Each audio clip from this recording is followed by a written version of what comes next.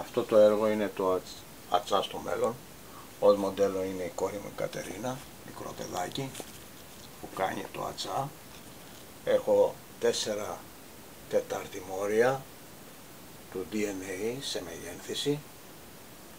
Ξεκινάμε με το πρώτο που είναι η κόρη μου, δεύτερο, τρίτο, τέταρτο και στο πίσω μέρος αυτόν έχω το υποσυνείδητο. Εδώ έχω έναν αητό, εδώ έχω μία γοργόνα, πίνει το ποτό της και εδώ ένα κάβουρα. Δείχνω ότι υπάρχει ακμή εδώ και παρακμή και εδώ είναι και η γραμμή του θανάτου όπου φαίνεται ένα ναυάγιο .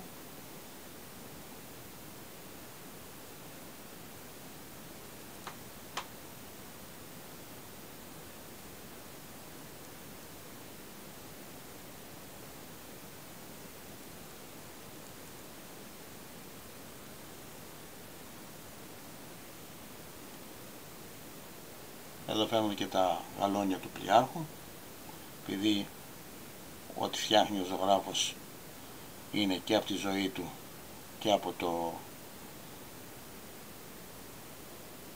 υποσυνείδητό του. Εδώ είναι τα γαλόνια πλοιάρχου. Το 1982 είχα περάσει καπετάνιος, αλλά δεν συνέχισα. Και έτσι τελειώνει ο πίνακας.